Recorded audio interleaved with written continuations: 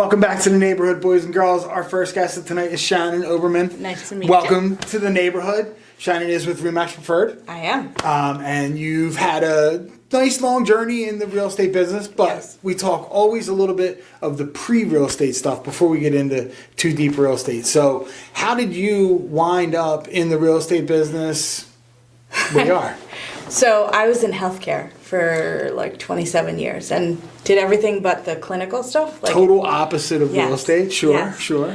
And then at 38, I was kind of shocked and awed that I was having a surprise number 3. Okay. So I was working for a nonprofit Okay. full time, which was like 24/7, 365.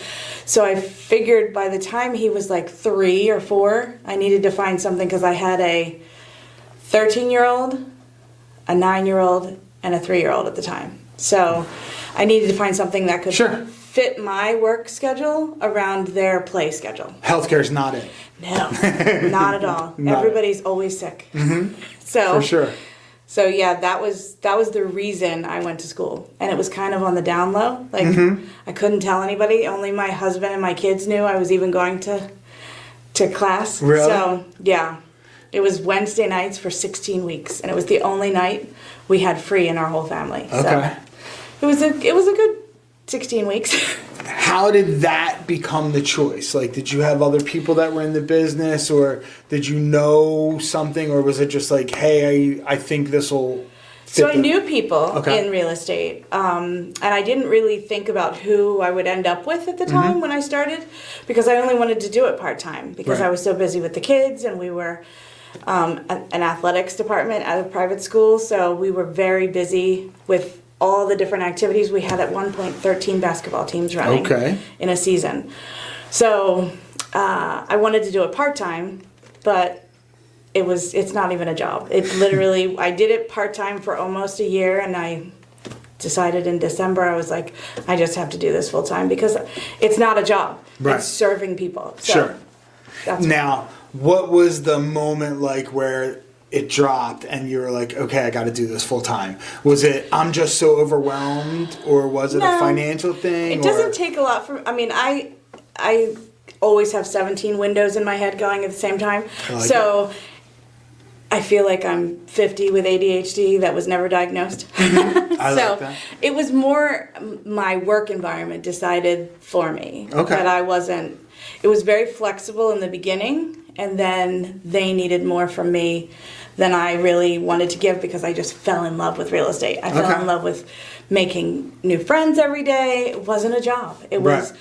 I often joke with close friends that I'm getting paid to talk to people, which would make my parents laugh hysterically if they were on this earth right now. Because you're not really the talkative Oh no, I'm person. very talkative. Like Okay. my dad would tell me 2 coffees before you come and talk to me in the morning. Right. So it's like just easy for me to just talk to everybody all day long. Nice. So That is awesome to find something like that where you can just yeah, fit it's natural. Yeah, fit that.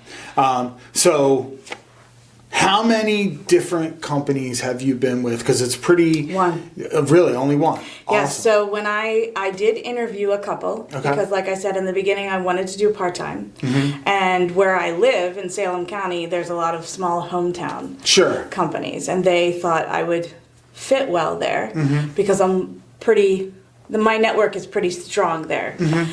But I let someone know in the school that my kids were in, who's Okay. a really strong team leader, Okay. and very strong in the industry, that I got my license. And They gave you the headlock and said, you're coming with me? he's like, you're never going to be happy part-time. So, and he was right. I mean, Yeah. I learned so much. I was on a team for the first 3 years at Remax. Now, living in Salem County, do you primarily do business in Salem County? Because I'm like Gloucester County, but like the tip of Gloucester County. I'm Franklinville, right at the end of Route 40. So I'm not your hometown realtor. Okay. At the height of 2020, 2021, I was driving 800 miles a week. And my mechanic was like, what are you doing? Like, Yeah. I don't understand. But I have listings in Monmouth County right now. I have listings in Atlantic County. So I have a good nugget of my business in Salem County, and I'm very active in Salem County, different nonprofits, but my business is all over. All over. Yeah, because if you call me, I will go. Right, I will literally right. drive to. I have a house right by Six Flags Great Adventure. Right. I have a listing there. People always don't believe me when I say I average 55 to 60,000 miles a year, and they're It's like, nuts. "Get out of here! There's Yeah. no way you can drive." I'm like, "Yeah, that's why I drive a Call my Prius mechanic. because Yeah. I'm going on there. I beat the car up because I live in Franklin Township and I work in Voorhees, and Yeah, I go and the traffic here You is have nuts. to go all over the place, Yeah. and I have found that most people in the industry now, in the mortgage industry, do not want to go and sit face to face with clients. No. So if you offer that to a client, a lot of times that wins the deal does. for me because Yes. I'll say, "Hey, look, I'll come. I know it's 8 o'clock at night, but I'll come to your house and sit down and." So many people don't meet their mortgage person until the closing. Yeah, if that. you know, I Yeah. never understand. I talked to a couple different people, and they're like, "Yeah, I don't really even go to closings." I'm like, "What?" Yeah, I feel You like the work- pandemic gave them an out. and You that work was it. all that time, and then you don't even go. Right. For the Give them selfish a bottle of wine or something. for the selfish reason of I'm going to try and solicit business from the selling agent too because we keep them abreast of what's going on the whole time and get it going. So I'm going to try and do that first of all. But what if something goes wrong? You know what I mean? You work the table? all that time Yes. at the table, and if you're not there, or even like stuff happens, you know, Oh, like yeah. there's 17 closing packages that are in front of it, and maybe there's a 15-minute delay for the docs getting there. You know, 4 hours, yeah. Yeah, we don't have 4 hours, but No. I've had 15-minute delays where now you got to tell stories and you got to tap dance for a Right. little bit. You got to be the entertainer, but if you're not there, then your realtor's like, you hung me out to dry. Yes. And, so I don't understand anybody that doesn't doesn't go drive. to closings. I would go. I'm literally, no lie, I am going to Fort Lauderdale next week on Thursday because one of my very best friends that I met 25 years ago is buying her first house. Wow. And she's not watching this, and we won't put it out until then. She doesn't know. But I don't know if I told. I did tell you. Yeah, I'm wrong. I didn't tell her at first, but then I had to ask her questions about it, so she does know now. So yeah, That's a long ride. yeah. So I'm flying to Fort Lauderdale. I'm flying in on Wednesday morning. I'm flying out on Thursday. The closing's Thursday at 1 o'clock. Nice. So we got to get everything done and get back home. But You have to be you there. have to. Being present is so much what sets you apart. Mm-hmm. And that's one of the things I feel like my clients know I'm always going to answer. Yeah. I do put my phone on silent around 10:30, but 7 o'clock they're getting a response. So, Yeah, in the for morning. sure. And sometimes, like I tell people, I don't really care. Everyone that's in my life has been in my. I've been doing mortgages for 20 years. Everyone that's in my life knows I might get a text message at 11:30 at night. If I'm awake, I'll respond to it. If not, you'll get it first thing in the morning. You know. Yeah. But that's the way it is. And with being in customer service, there are people that work from whatever. They work from 3 in the afternoon until midnight, and then they get home and they sleep, and that's the time they get to message. So that's what you got to do. Like I don't, especially in this business. Everyone that I know is 100% commission. So if you have to hunt all your deals, why would you ever say no? Huge difference, because it's not just the transaction; it's building that relationship. Yeah, and people, when someone says, "Oh, I know Jim, he does mortgages. He answered my text message at midnight." People are like, "What? Okay, Yeah. that's cool." Yeah. Not like, "Oh, I don't even have his cell phone number." There are companies that only give you a desk number, Yes. and you got to call between 9 and 5. I'm like, what? Yeah, they're the companies I try to veer away from. Yeah, they for my rhyme with clients. schmocket, and There's a few more of them. there are. Though. So, do you tend to gravitate towards a certain client? Like, are you more first-time home buyer, or are you step-up buyer, vacation home? So I've actually been challenged with this question in the last 9 months.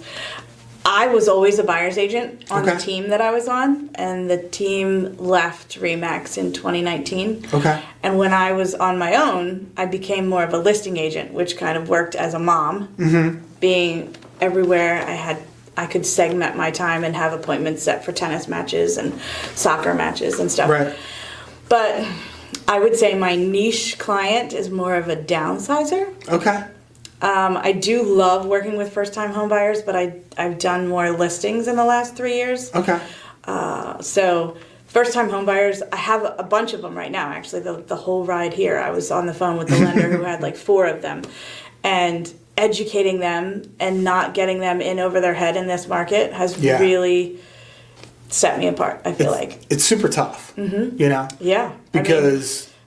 when I have clients who moved here from Michigan, and they're like, we want to put an offer in on this house. I said, it'll never sell for that again in the area we're in. And you're going to move in 2 years. So are you going to rent it out? Like, what is your plan? Yeah. If you're going to buy it for $50,000 more, what are you going to do after? So having those long-term motivational conversations. Sure. Yeah. And educating, I mean, I know, I tell people all the time, you might not like the answer that you get from me, but you'll get the answer. You know what I mean? Like because you have to be upfront with them. Yeah. I mean, especially where I am, I'm going to run into them in the local hardware store. I'm going to run. If somebody buys a house in Salem County, they're going to see me. The fairgrounds, Cowtown, they're going to see me somewhere. They're going to run into you. Yeah. And you don't want it to be like. Shh, well, and I ran into somebody the other day, and I didn't even remember her, and I was like, okay, I never forget a face. How can I talk long enough to get you to say something? Let's engage in conversation. Uh-huh.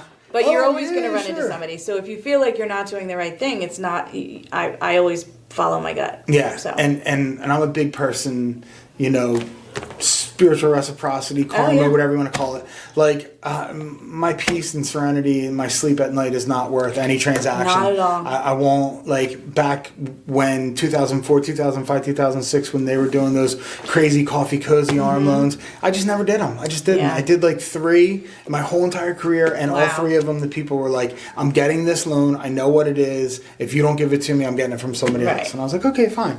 But it's just they were educated. Yeah, it's just not worth it. And you know, the last thing I want is a phone call like, "Hey, we're screwed." Yeah. You know, we moved here this far. So and so got transferred. Now we have to sell, and we got to figure out how to bring $35,000 to closing to get out from under this house that you approved, or the other way around, you said we could afford this house. We're 6 months in here. Our savings is gone. I don't know how we're going to make the next mortgage payment. Yep. I don't want to get that phone call. I hate when buyers say, this is my cap, and then they want me to show them a $78,000 house out here. I'm like, you're not going under list. Like, I don't know why you're even looking at it. But our pre-qual's at $250, so I'm sending you over a list of properties starting at $285. That's insane. Yeah, never going to go.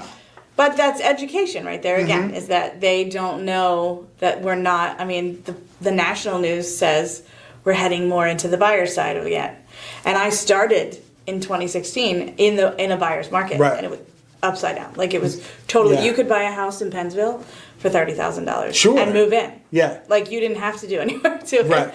But you're not going to see. I mean, now the average sale price in Pennsville, that zip code is $255. Yeah, it's especially in those areas. Like, there's a lot of stuff down in that county that you could find a place, a decent place, even like 3 or 4 years ago, you could still find a place for 125. Yep. You're not finding anything for 100. No. You know, like, I mean, you're in Salem City. Yeah. For that. Yeah. And even those are like 220 now. I mean, that's insanity. Yeah. All right. So now we're going to go to your question. Okay. Now. We talked a little bit about your past. Let's talk about the future. We go 2 years in the future, 2025. What are some of your goals? What are some of your check boxes that you want to achieve, both personally and in business, between now and then? So business is generally easy for me because I have strategic goals and things. Okay. Business, I just started a team last winter. Okay. So I would really like to be able to have a team in 2 years of at least 6 partners. Okay. How many have now? 1. 1, okay. I have 2 agents that are in school and taking their tests. So I find that people who haven't learned the bad habits yet are easier to learn. Moldable clay. Right. For sure. Because like it's not, my approach is not sales. It's very relationship building. So it's not, I don't want to find somebody who's been in the business unless they're already doing that type of business. Right. So 6 people, my target by then. Okay. I just celebrated with my oldest. He graduated college from Rowan. So that was one big hurdle from a personal perspective. Huge. Yes. And my daughter's going into her sophomore year of college. And then we still have the middle schooler. So personally, I would say, besides lose weight, everybody says that. Everybody wants to get in better shape, sure. Mentally, I'd like to have more systems in place. Okay. when I first started, the team I was on had a lot of systems and had coaching and things like that helped you build systems. I fly by the seat of my pants a lot of the time. So, like, I'll sit down on Mother's Day and shoot out 150 Happy Mother's Day texts, but I don't have a CRM, but I'm working on that. Right. So I'd say within the next 2 years, I'd like to have systems at home to support. And my husband's almost to retirement age, so... Then he can be your system? No. No? No. You're not going to give him your... We're polar opposites. Oh, okay. We tried that early on in healthcare. I was running a home care agency, and it did not work well. He did not like working for me. We're not one of those destined couples to be power teams. So I guess, just to have, like... He's really supportive at home because he's a teacher, so he allows... the flexibility to drive 800 miles a week. Gotcha.